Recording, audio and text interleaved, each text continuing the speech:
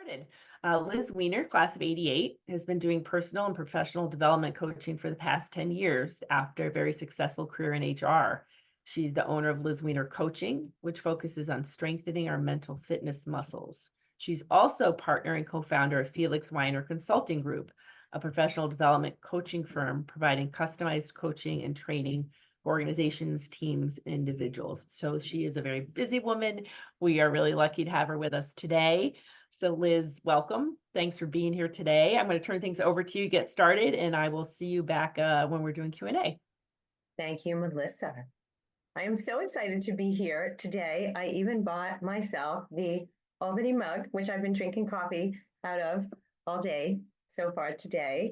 It's a pleasure to be here with all my alumni, Albany alumni friends, and thanks for having me in this career session, the career services session. I am going to share my screen so that we can get this show on the road. All right. Developing women leaders, taking yourself to the next level using mental fitness. I'm excited to work through this content with you all today. Here's what we'll be talking about: conceptualizing the development framework, recognizing inner mindset challenges that we face, enhancing our professional presence, advancing into leadership, meeting your saboteurs. What does that mean exactly? Shifting away from self-sabotage, and introducing ways to enhance your mental fitness overall. What we're going for here is the understanding that leadership is a skill set that can be developed, and your own mind can work with you and for you. Unfortunately, it also works against you and makes things very challenging at times. With a strong foundation in mental fitness, you will take positive steps forward to advance your leadership potential. And with that strong foundation of mental fitness, you will enjoy the journey so much more than if you are in your negative mindset. A little bit about me. My journey has been filled with ups and downs, ahas and insights, and I've been lucky enough to create shifts for myself to be able to take the challenges and see the growth and power of what was originally negative experiences and turn that into positive shifts that have given me growth and learning opportunities and development throughout my whole career. It's a reframe. So during that leadership journey, we are reframing things that happen for us so that we can use them for our advantage going forward. As we spend time together today, here's what is important about my background. I'm a professional development coach. I'm a certified mental fitness coach. I had 20 years working as a senior human resources partner in the financial world. And my business partner, Steve Felix, and I have run over 50 women's leadership workshops for women in male-dominated industries across the US, in Canada, and in London. And everything that you hear today will be a combination of all of that background that I have had. I will jump in now to our slides. Now, you've heard about me. Polling question for you. Melissa is going to add a polling question so I can learn a little about you and who's in the room with me today. So here is that poll. Take a moment, please. And scroll down. There are a handful of choices that you can't yet see.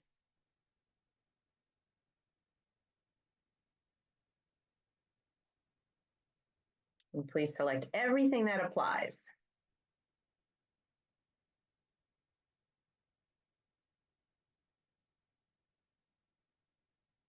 Melissa, those numbers are coming in.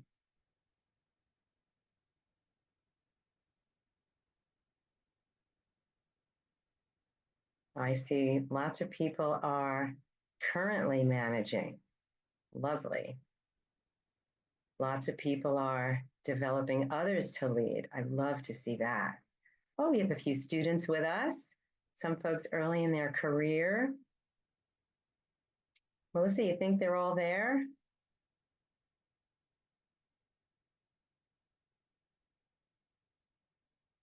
Okay, 100% answered. So we're looking at the top numbers. People have been managing for years, 41%.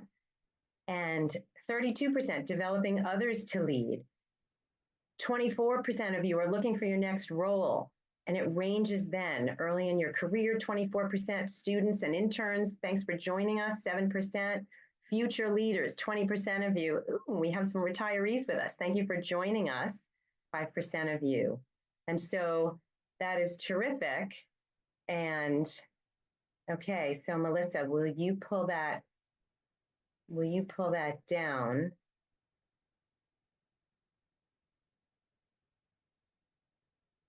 I think it's down. All right.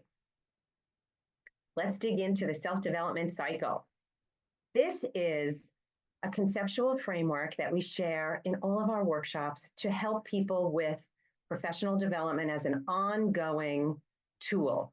We prepare in advance for things, then we do the thing, and then we debrief after it. So when we prepare in advance, we get all of our information together and we do the work. Then we go to the networking event, we attend the meeting, we have that difficult conversation with our staff or employee, we deliver that presentation. And after that, we do our self-debrief. How did it go? And we ask people for feedback. How did it go? Then we take what we've learned from that debrief and feedback, we take those data points and we incorporate it into the preparation going forward so that the next time we do the same thing, we have a higher level. Now, the key here is not judging yourself along the way. This is a loop. So any one point, any one mishap, or anything you might consider a mistake or something that didn't go as well as you had hoped is all part of the learning. And what those mishaps do is they give us fuel to move forward and use our preparation differently the next time. This is all about continual growth, learning, and self-development. We're going to focus right now on the next few slides with this circle on the left, the debrief and the feedback. The power of the debrief, this can be done individually, or if you did a presentation as a team, very helpful to do that as well. Ask yourself 3 simple questions. What went well? What did not go well? What would you do differently the next time? We recommend that this happens after all of those types of events and that you log the answers so that you have this as a reference going forward. So what went well? Always start with what went well. Human nature, our mindset goes to the negative. What didn't go well? What happened that went wrong? No, start with the what went well so that you can encourage yourself going forward. We want the little things as well as the big things, everything that went well. Then, what did not go well? Be honest with yourself. Use what we call blameless discernment. And this is an objective approach. You are taking a look at the situation, making observations without judging yourself. You could see the theme that's running through here. We want to eliminate the judgment and see the observable behavior. Also, if you say, it was fine, how was the presentation? Oh, it was fine. That does not encourage our growth going forward because we're accepting it as it is. What would you do differently the next time? For each area that did not go as well as you had hoped, get specific. What could you do differently the next time? And then schedule that preparation for yourself. So let's take Mary. Mary had an interview yesterday, and now she's debriefing. What went well? I was on time for the interview. I was wearing the right outfit, and I answered almost all of their questions easily. I think it was a good interview. What did not go well? My cell phone rang in the meeting. And if she says, I'm such an idiot, my cell phone rang in the meeting, now she's judging herself. Using blameless discernment, my cell phone rang in the meeting. That's all she needs. There were a couple of questions I didn't answer easily that I struggled with. What else didn't go well? I didn't know the company went through a merger last week. What will Mary do differently the next time? She's creating a checklist for herself so that before she goes on an interview, she knows exactly the different things to do, including turn off her cell phone. The merger situation, she has now set a Google alert in her email so that anything that comes up from any company she's interviewing with, she's notified.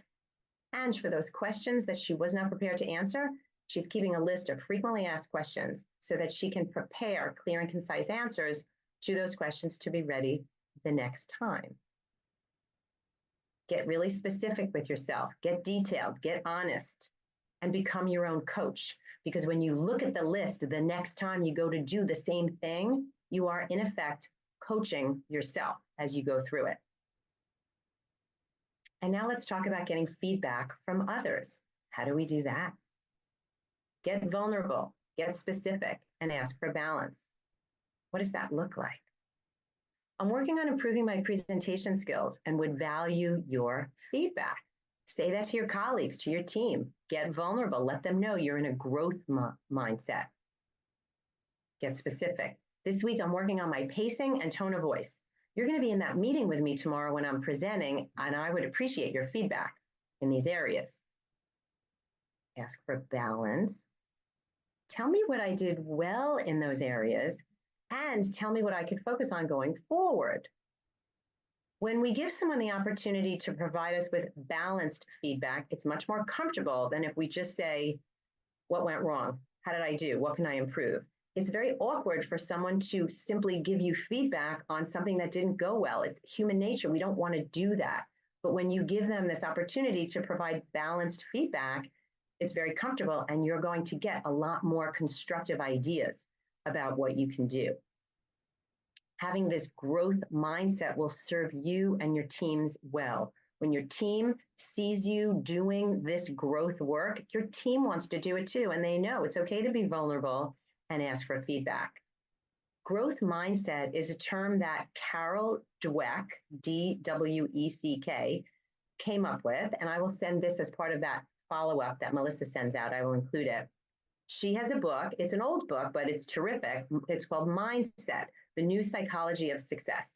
And she compares growth mindset, which is this mindset where we want more, we want to develop, we can see the potential for ourselves, versus the fixed mindset where we are not looking for growth. Everything is fine as it is. I'm not going anywhere. There's a big difference. She also does a wonderful TED Talk called The Power of Yet, Y-E-T. So here's an example of that TED Talk. These two sentences: I can't solve this problem, versus I haven't solved this problem yet. Notice simply adding the three-letter word at the end of the sentence changes that energetic feeling of possibility for that sentence, and making that mindfulness shift, creating that growth potential, that growth opportunity, that possibility changes everything. Okay. Now, we also, as leaders, will be giving feedback to others. How do we do that? We want to provide feedback on observable behavior. It's not about somebody's personality, and we don't want to judge their behavior or judge them. We want to tell them what we observed. Give specific examples that are relatable and memorable. If you say, you always do this, or you never do that, that's not as helpful to someone without a specific example. Give them something they can get their arms around, and continue with the balanced feedback, positive comments, as well as areas for development, focused on what the individual can change. It's within their control. If you're sharing feedback on something that somebody cannot control, they're not going to feel that you're really in tune with them and the work that they're doing, and they might start to tune you out. Timely feedback. Be appropriate with that. If you're giving negative feedback to someone, there is no need to do that in front of others. You want to have appropriate timing for the job at hand. It's still relevant, so you want to get that feedback out there to the individual who can still make a change, and while it's fresh in their mind. Preparing in advance. Again, if you've got negative feedback to provide, be compassionate and thoughtful with your communication and delivery. Do not throw that negative feedback conversation in between your two meetings because you had a phone call that canceled. The person is going to feel that emotion, that energy, that negativity, because feedback is all about development, and we want people to develop. The feedback is a continual process. It is not a one-time conversation. So Offer additional support so someone knows they can ask again for feedback. My HR mindset needs to share this piece about documentation. If you're sharing feedback with someone about their pacing or tone of voice in a presentation because they asked you for feedback, you don't need to document something like that. However, if you're meeting with Johnny because he has a lateness problem and a pattern on Mondays, Wednesdays, and Fridays, you meet with Johnny, you want to document that. And you can simply send yourself an email. I met with Johnny on May 22nd. We discussed his pattern of latenesses. He acknowledged the problem, and he is going to improve in that area. Send, and you simply send it to yourself, and then it is documented. In the women's leadership workshops that we run, we do an exercise about brainstorming admirable leadership traits. We ask the folks in the workshop to give us examples, not with people's names, but give us examples of admirable traits that they admire in senior leaders in their industry. We've got hundreds of these traits. I can't possibly share them all with you here, but I thought I would give you a taste. These are the A's from that list. Have a look.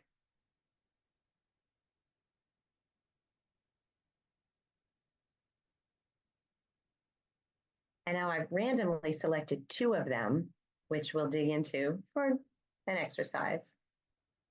And so if we want to dig a little deeper, what are the behaviors behind these traits? Because if you're looking to enhance your leadership skill set, it's not enough to just have a word that you're shooting for. What does it mean to do the behavior? So active listening, what does that mean? How do we demonstrate that behavior? With our body language, displaying nonverbal engagement, nodding along with someone, giving them your eye contact, focusing on the speaker and not being distracted. You're not looking at your phone while they're telling you this story. You're not interrupting them. You're letting the speaker talk instead of saying, oh my God, the same thing happened to me. Let me tell you my story. That is not active listening. Asking that individual open-ended questions and probing, for instance, ooh, tell me more about that. What was that like for you? That is active listening. What about being assertive? What are those behaviors? Being direct without providing apologies that are not necessary. Speaking from the facts, not being wishy-washy. Being clear and asking for what you need. Providing good eye contact and a firm handshake. Approaching the topic that may be tricky instead of avoiding the topic or looking down when you discuss it. Disagreeing respectfully with someone. Saying no without feeling guilty about it. Begin to think about one behavior that you can focus on to enhance that leadership presence. It could be from this slide or from any of the words or any behaviors that you think of. How else do we enhance our professional presence? A few highlights. With our strong introductions, give your first name and your last name so that people know exactly who you are. Stick out your hand, shake their hand, make a good first impression. Appropriate attire, dress for the occasion, and consider dressing for the role you want next so that people start to see you as if you're in that role already. Using clear communication. It's not just what you say, but how you say it that makes the difference. Impactful body language, a smile, open arms instead of crossed arms, instead of a defensive posture. You are approachable and impactful with that body language. You make eye contact with the people you speak to. Clarity of thought and ideas instead of using filler words and qualifiers. I'm not sure if my idea is a good one, but maybe get the picture. Inclusive behavior. Here's an example of inclusive behavior: encouraging all perspectives, calling your folks by their names, and, for example, after a meeting, inviting everyone to submit additional ideas via email after that in-person meeting. If you've got introverted folks on your team, they welcome that because it gives them an opportunity to continue thinking and present their ideas after they've processed it on their own. So that's how you get the best ideas often from folks who are not going to participate as actively in that live meeting. And also, if you've got remote folks that are not in the meeting with you and can't sense the energy level in that room, they may want to take some time after as well. Using poise and confidence, the gravitas that you show up with, your stance, your posture, how do you show up? Displaying competence, you are well-versed, intelligent about the topic, you can talk about it, you can answer the questions. And relationship building, whether that's within your department, within your firm, in a different area of the firm, or in the industry itself, building your relationships and networking really enhances professional presence. What do you want people to say about you when you're not in the room? Taking into account all of these areas of professional presence, and these are just a few. There's so many. As I said, there are hundreds and hundreds of areas you could focus on. But what do you want people to say about you when you're not there? Begin to think about what your personal brand is and how you want people to talk about you when you're not there.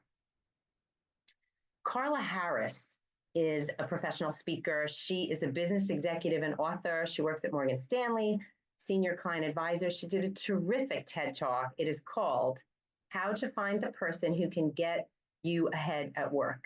And she talks about mentorship and sponsorship.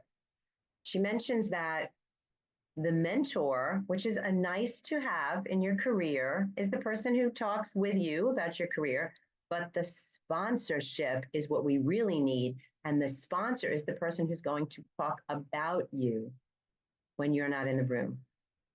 And so who is going to talk about you when you're not in the room?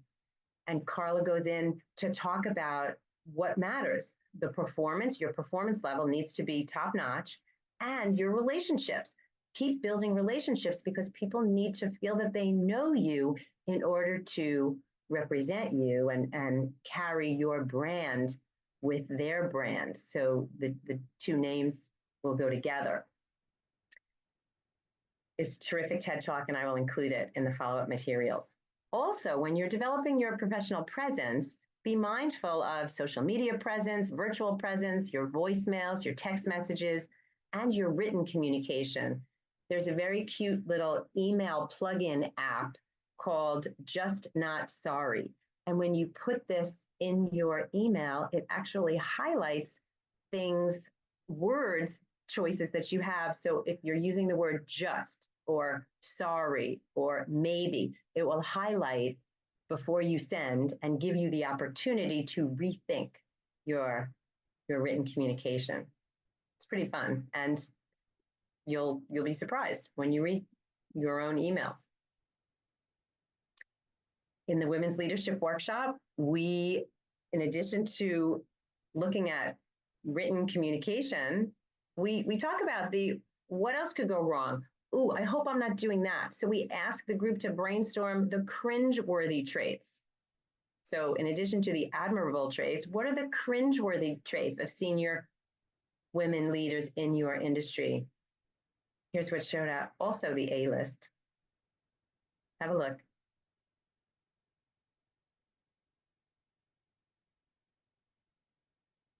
When we use blameless discernment with this list, instead of judging someone who is using these types of traits that are not positive, instead of judging, we can learn from it and use that to our advantage of knowing what we don't want to do. So it is a growth opportunity for us. If we only focus on judging the other person, we don't experience that growth mindset.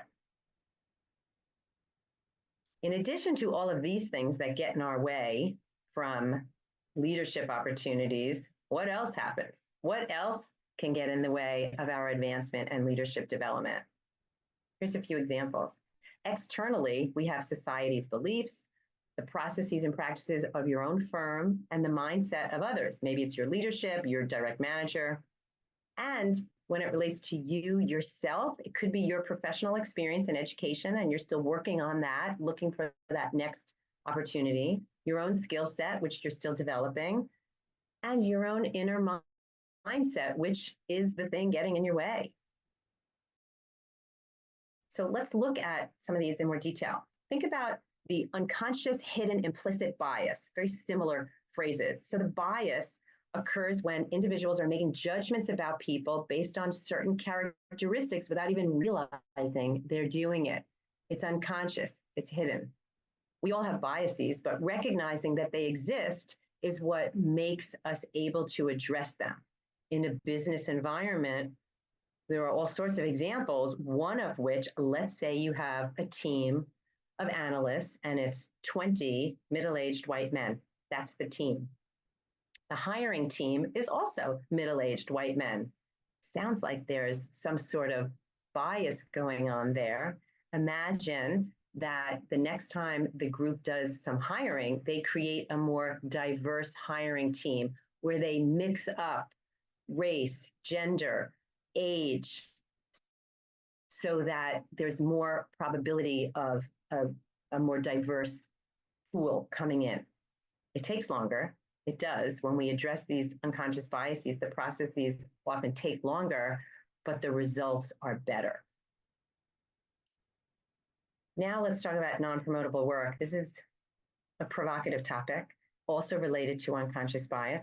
Non-promotable work, which Harvard Business Review also calls dead-end work, this is the task that you're assigned to do or that you unfortunately volunteered to do that has nothing to do with your job. So you're hired to do X, but you're doing A, B, and C all the time. You are the one planning the company party. You are the one getting the coffee for everyone in the meeting. And unfortunately, you're volunteering for them. So what happens is women disproportionately are volunteering for these non-promotable tasks. And women are more often asked to do them. And when asked to do them, women more often say yes than no. The questions come from both male and female managers. So this is the unconscious bias. It's happening, and this is something that holds us back because while our colleague is putting his resume and track record together with more and more experience, we are planning the party. Simply raising your awareness here about that. And I will share the article so you can read some of the recommendations of how to address that. Now, imposter syndrome. This is clearly in our own minds for some of us, feeling that we're going to be found out as a fraud. We don't have the skill set that people think we have. We're not as qualified as people think we are. We're judging ourselves. We're just not that good. But that's not true. It's just the mental framework, that negative mental framework that we're holding on to, despite the evidence of our credibility elsewhere. Unconscious bias is showing up everywhere. And here is a way for you to test for your own unconscious bias. Project Implicit offers a complimentary online tool. This group is a nonprofit. Their mission is to educate the public about bias and to provide a virtual laboratory. So you can go in there online, it's free. You can test for your own biases. It could be gender in the workplace. It could be religion or sexuality, height, weight. There are all ethnicity. There are all sorts of biases that you can test for. Unconscious bias. Have you heard this before? Men are promoted based on their potential. Women are promoted based on accomplishments. Well, how unfortunate is that? Look at these articles. Why men get promoted on what could be, while women still have to show their work. Managers, stop overlooking women's potential. The big problem is that women tend to get promoted on their past performance, while men get promoted on perceived potential. What do we do about this? In our workshop, we handle this. We have our participants come in with an accomplishment that they're proud of or a project they took from start to finish. If they're having trouble coming up with those, we recommend choosing a customer service situation that they were able to handle so that they have something that they feel good about to work with. And we work with a template. What was the task situation, or challenge. What action did you take? What were the results? Be brief, know your audience, get very specific with what you did. What was your role versus the role of the team? This is the perfect time, telling your accomplishment story, to be able to talk about what you did as an individual. There are definitely times when the collaborative environment is welcomed. This is the moment to notice what you did yourself. What were the results of your effort? What was the impact? How did it impact you, your team, your boss, your department, your company, the world? Quantify your results whenever possible. Put that hard data around it. If you're able to say we improved 50% or we saved $300,000, those are objective facts that people hear them and they nod their head. And you will feel more comfortable often talking about facts because it takes away your own subjective mindset. Know your value. Be able to describe in clear, concise manner, demonstrating the impact that you have made, and make sure you get to the results. If you're someone who rambles telling a story, flip the story around. See if you can tell the results first and then back into the story to make sure that the results get heard. And help yourself to tailor your content down so that you make your key points for someone. This exercise is terrific preparation before a meeting, an interview, a networking event. If you're asked to join a committee, thinking about the committee for the ABC topic, go back into your history. What have you done related to the ABC topic? Do you have an accomplishment that if you think through, you'll feel really great going into that committee meeting because you know you've had experience in that area before? How else do we build our confidence? Track your own progress. Log it down. When you're doing new things and they're going well, log it down so you have that for yourself. Look for your own data. Look for your numbers. If you are working in a job where you don't have objective data as part of your job description, I encourage you to create some objective, measurable statistics for yourself. Even if it's not important to your manager, let's say, just being able to say, I made 10 calls on Monday, but I made 15 calls on Tuesday, you can see your own progress. Or for instance, I had 20 errors on Tuesday, but only 10 errors on Wednesday. You also can see your progress. So simply creating tools to help you build your confidence as you move through your own career progress. Reviewing performance evaluations so that you can see the past accolades that managers have given you. That is always a way to build up confidence. And using the self-assessment process, many companies require the self-assessment to be submitted to a manager before the manager completes the performance evaluation. So that self-assessment is a perfect opportunity to start listing to your manager all those areas that you've been tracking your progress on. Keep a feel-good file. This is something I did all the time in corporate America. Every time I got an email from someone that told me, yay, Liz, you did a terrific job, and I wanted to hold on to that, I put it in a file. And I could go back to that file anytime I wanted. Anytime I needed to build up my own confidence, I could read all of those accolades. And if I was having a bad day, I knew where to go because I had that support. I was cheerleading for myself. Practice the third person story. If you're having trouble talking about your accomplishments, if you find you're using qualifiers and you're second guessing and you're doubting yourself, try telling the story from the third person. Instead of saying, I was given this problem to handle, I really wasn't sure about how to do it, and I second guessed and I tried X and it didn't work, so then I tried Y and that didn't work, and etc. Instead of that approach, try it like this. Liz was given the project of XYZ. The action she took was 1, 2, 3, and these are the results that Liz got from the work that she did. Now, it's the same story, but I've removed all the self-doubt and the judgment and all of that ickiness so that I can feel much more confident presenting the story. Be comfortable and confident talking about your accomplishments.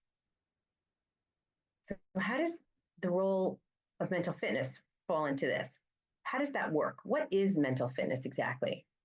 your capacity to respond to life's challenges with a positive mindset rather than a negative mindset. In our leadership journey, we are making decisions and taking action all the time. And we want to be doing that from our positive mindset, from areas like passion and purpose and possibility and joy and doing the things that we love. Unfortunately, sometimes the negative mindset takes over and we are, in fact, making decisions based on fear or guilt or shame or self-doubt or regret or you name it, not as helpful. And often those decisions turn out to be bad ones because they were made in a vacuum of negativity. What is the impact of mental fitness? What do we get from our mental fitness? Peak performance. Now, this peak performance can be related to your leadership journey, to your career overall, your career development. It could be your performance management cycle. It could also be your fitness routine or your tennis game or your golf game. Peak performance. What else? Peace of mind and wellness. Perhaps it is your management of stress, your management of conflict. It could also be your sleep schedule and your daily eating and your fitness routine. What else is an impact of mental fitness? Healthy relationships. Oh, imagine the healthy relationships with your leadership team, your subordinates, your peers, your colleagues. Could also be your significant other, your siblings, your family, your friends and loved ones. This mental fitness runs throughout your life because you are the same person with the same mindset that goes through different areas of your life. So let's have it benefit our leadership development.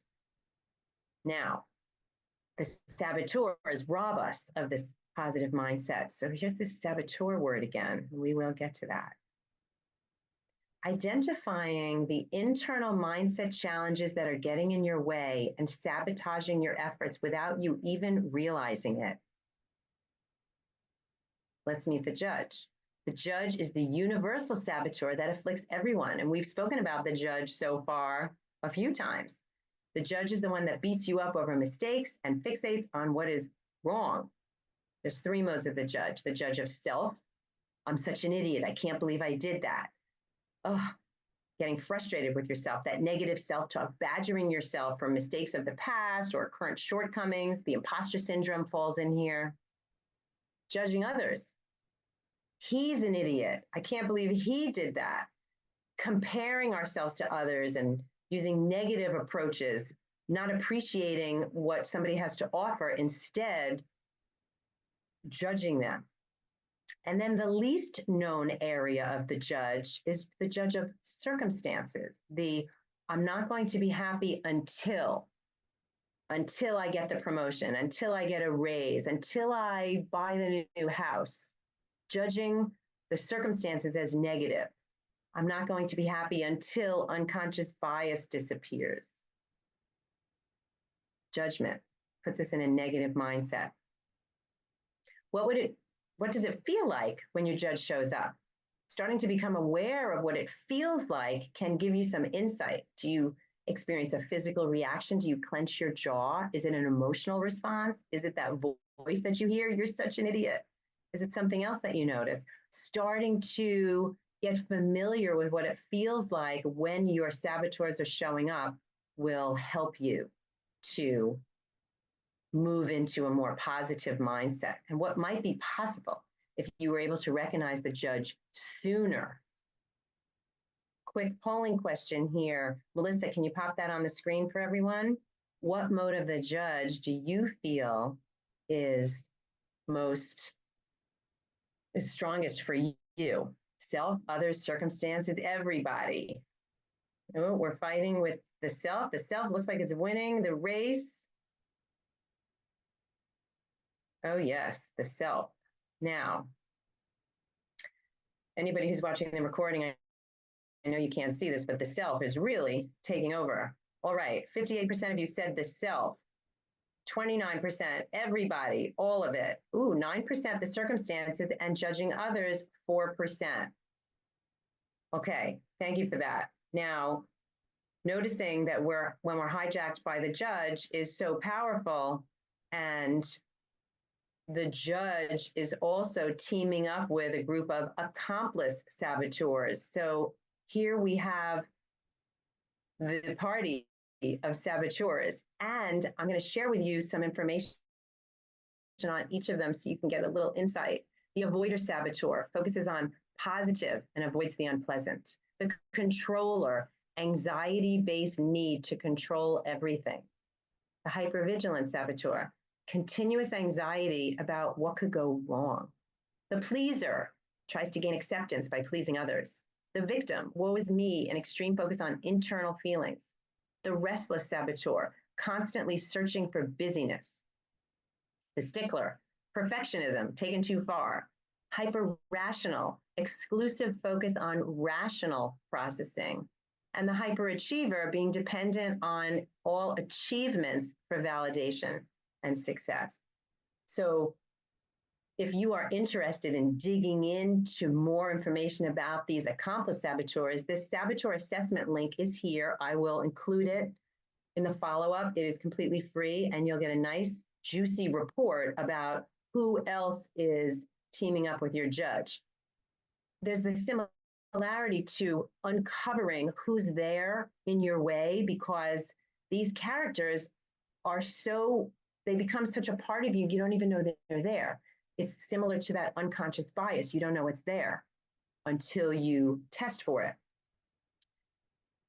This is as if you've been out fighting a battle with an invisible enemy, and all of a sudden somebody turns on the light and you're able to see, oh, the stickler saboteur, which is one of my top saboteurs, is fighting me all the time. I'm always looking for perfection.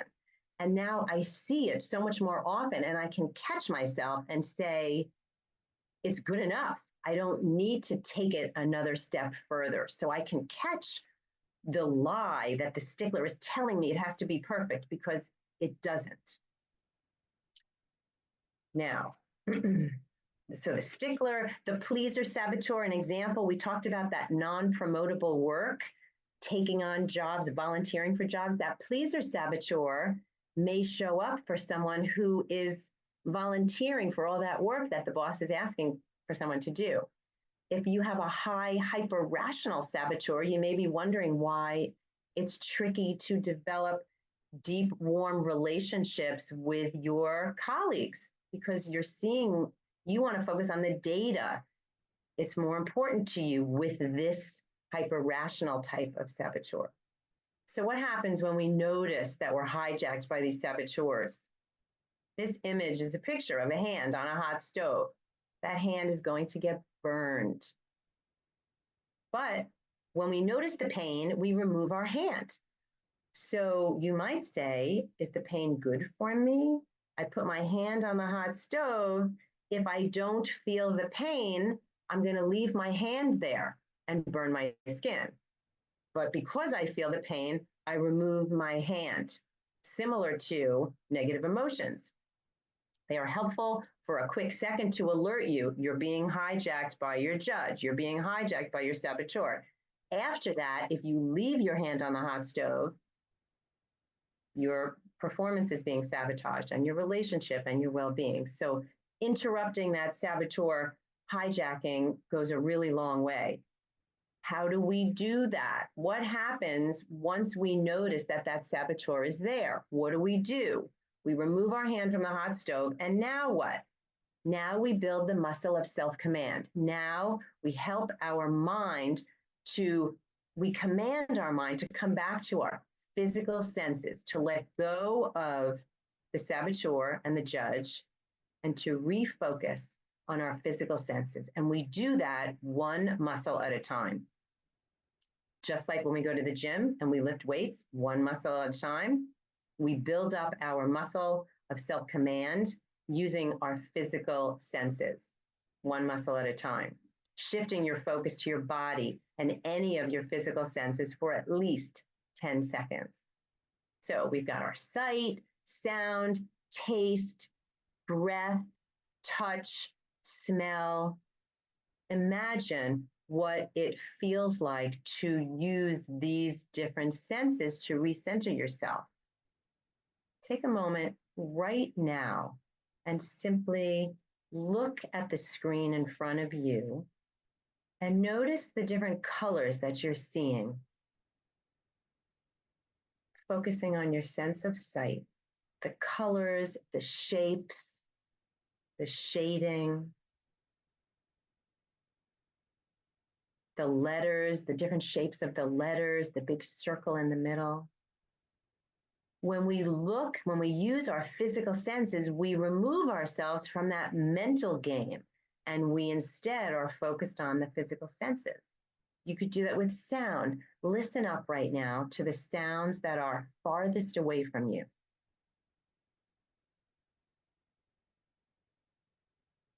And now focus on the sounds that are closest to you.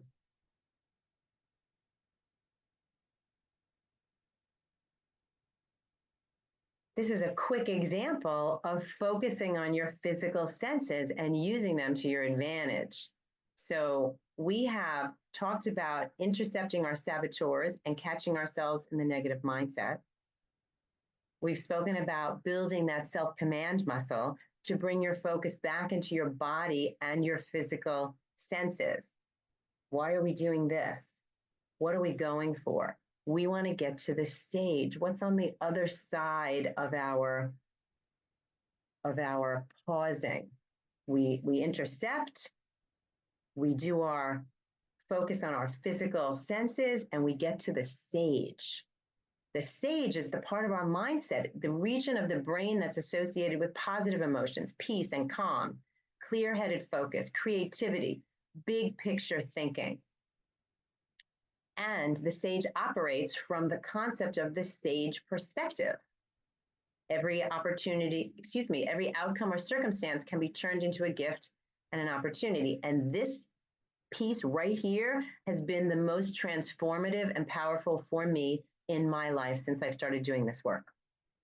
The simple shift that I experience when something goes wrong, instead of stewing in it, I now practice this blameless discernment. Okay, that happened. And what can I do with that? What's possible now? What gift can I create because of this unexpected turn of events? And I don't know the answer all the time, but simply creating that shift of possibility, that yet word. I don't know the answer yet, but it's coming. I anticipate that answer is coming, and it takes me out of that mental brain drain of negative emotion, and it puts me into a sense of possibility. The sage powers are available to all of us. We have all of these within us. So once we are in that sage mindset, we can use these areas to strengthen our positive experience. So empathize, building deeper connection with yourself and others. Think about how we are compassionate with ourselves. If you are someone that checked off that your judge of self is the strongest, start here with empathy. And if you have trouble showing empathy to yourself, start with your pets, your children, the people you love and care about, who you know deserve unconditional love.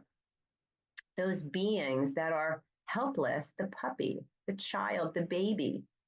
So have the experience of compassion and empathy there. Bring that into yourself because you also are deserving of unconditional love.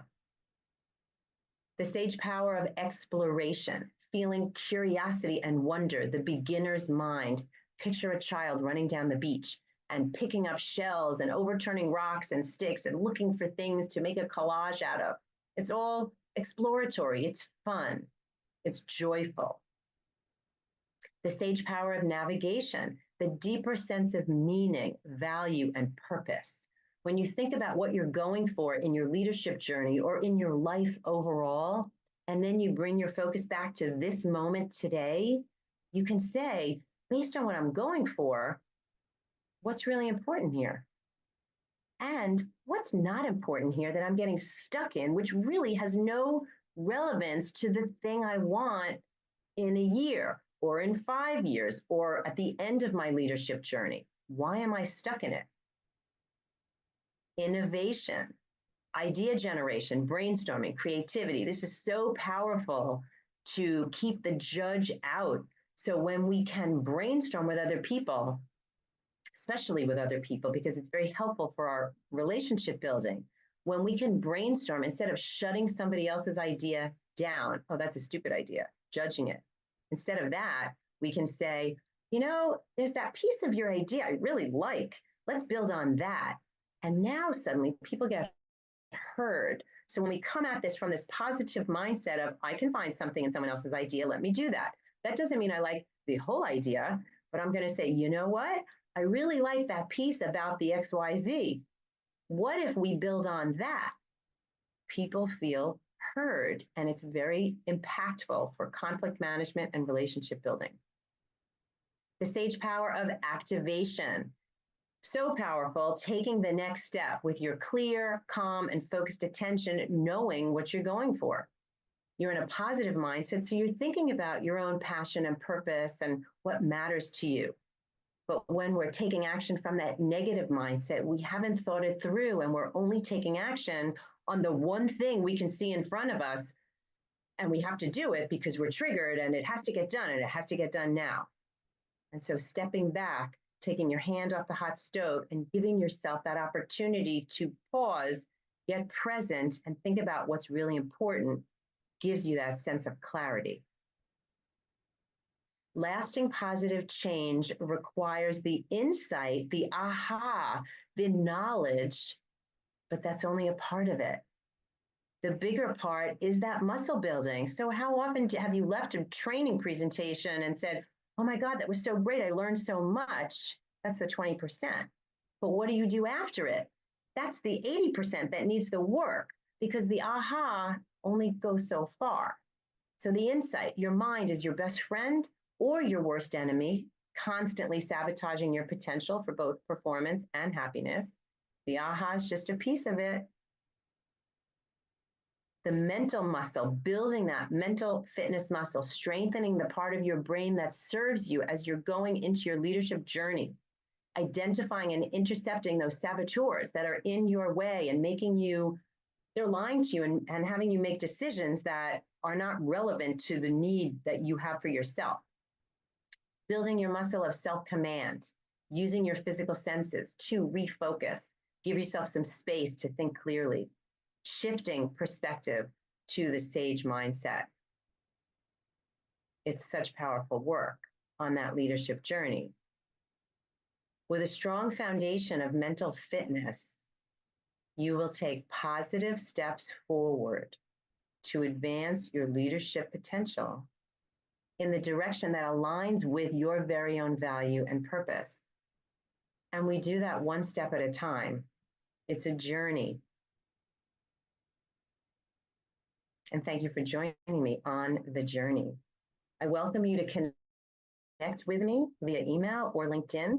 If you are practicing your networking skills, I encourage you, if you're going to connect with me on LinkedIn, send me a personal note instead of an automatic connection. The receiver I enjoy having that personal connection. How did we meet? Did you participate in this session? Thanks for joining me, taking yourself to the next level using mental fitness.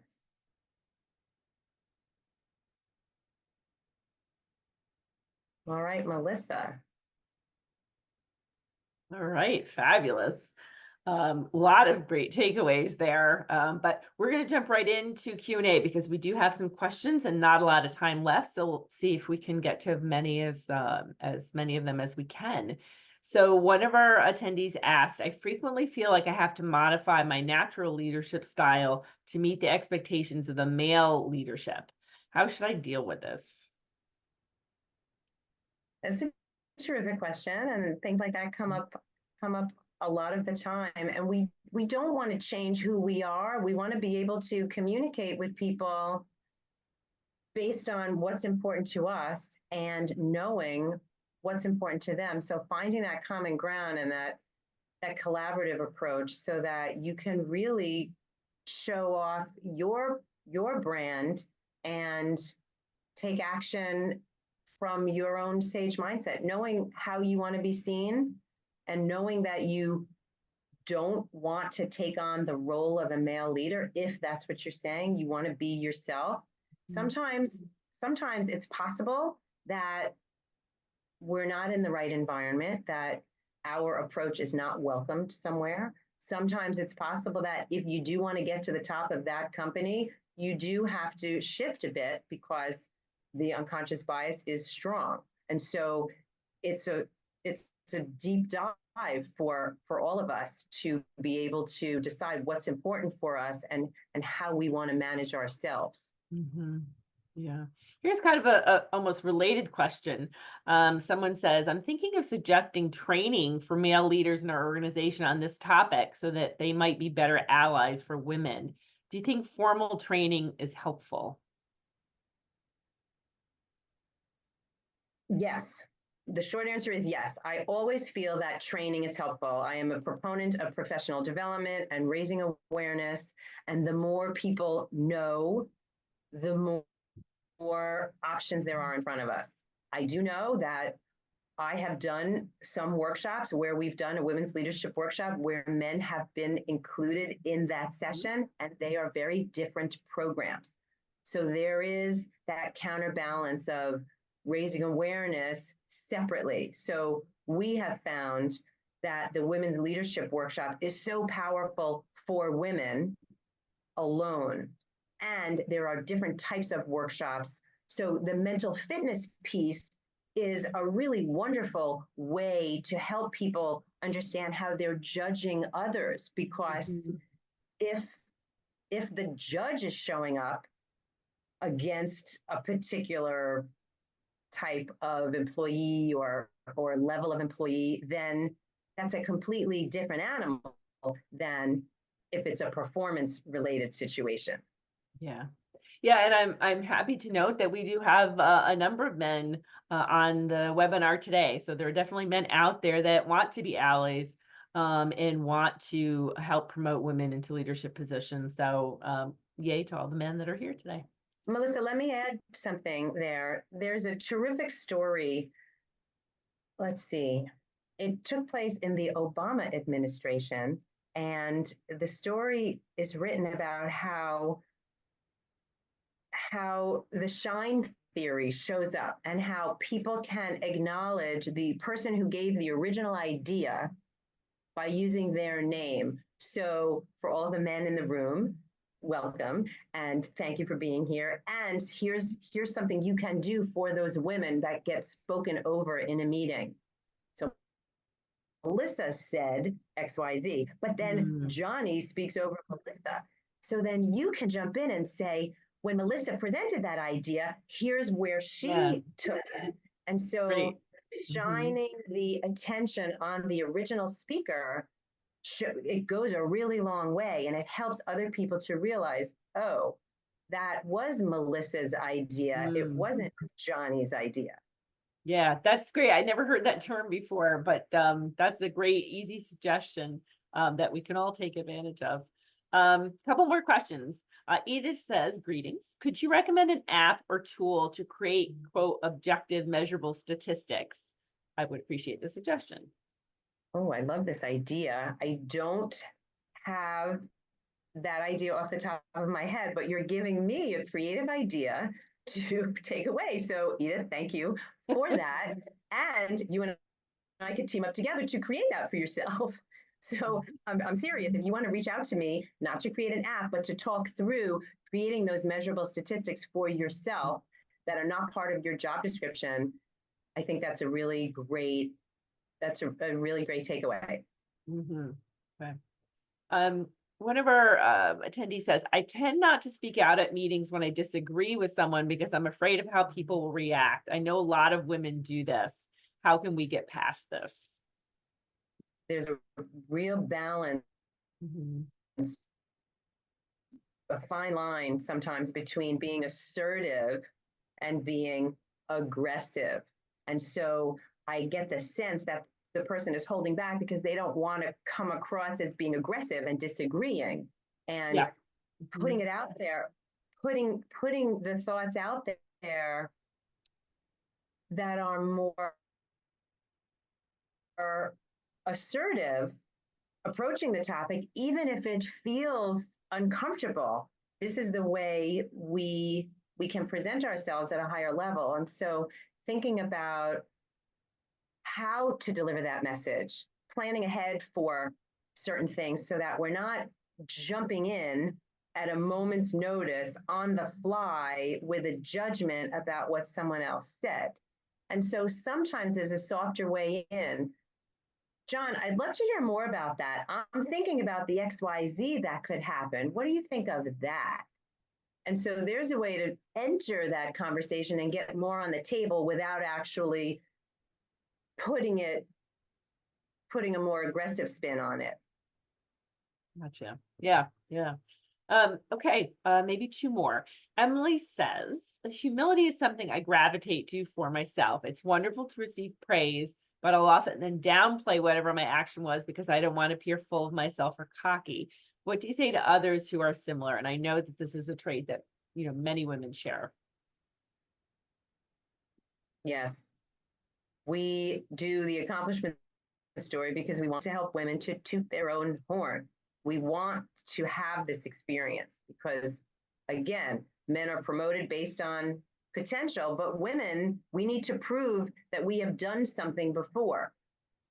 Find a comfortable way to be able to talk about what you've done and feel proud of that. And so there's a balancing act. It's not just what you say, but how you say it.